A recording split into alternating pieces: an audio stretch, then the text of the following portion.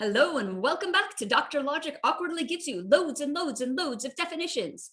Last time I gave you the definition of an axiomatic basis, a set of modal formulas that we take as the axioms for our proof theory.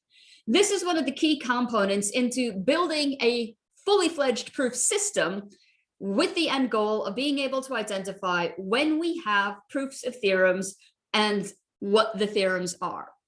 So in order to get that way, we need a number of things, many of which we already have. The first is, for any string of symbols, we need to be able to tell, is this a well-formed formula or not? Our definition of well-formed formula gives us a mechanism that does this. Next, we need to be able to tell, for any given string of symbols, if it's a well-formed formula, is it an axiom or not? This is what our axiomatic basis gives us. It gives us a way of determining reliably and mechanistically whether something is an axiom or not.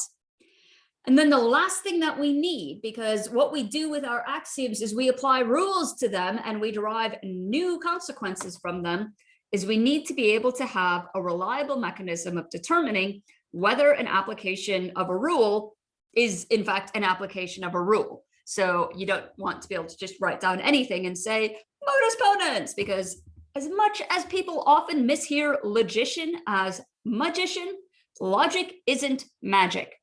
It follows rules, and the fact that it works because it follows rules is actually a little bit magical.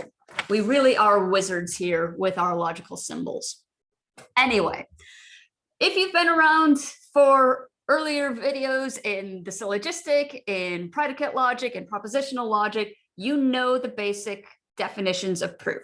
A proof just is a numbered series of formulas, every one of which is either one of our axioms, or it is the result of applying one of our rules of inference, either to an axiom or to something that we've already derived, so it's already in our numbered list of rules.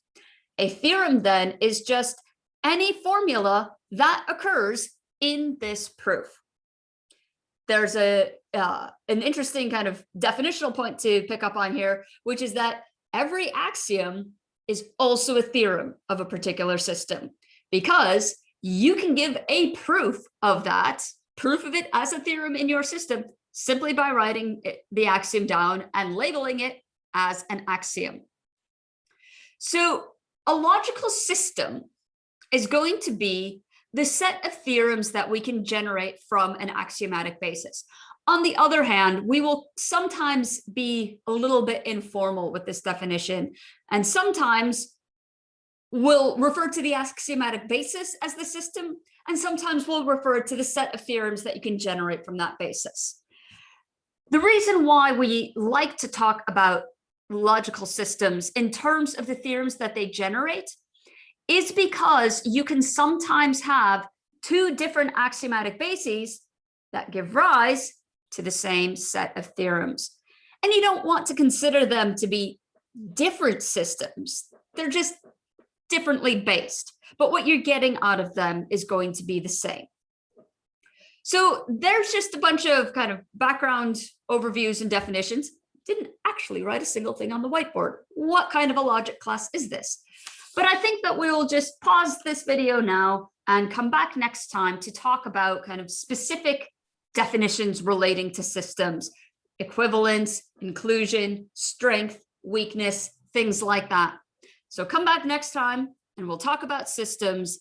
And then once we've got that, we can kind of move towards properties of systems, notions of consistency, notions of equivalence.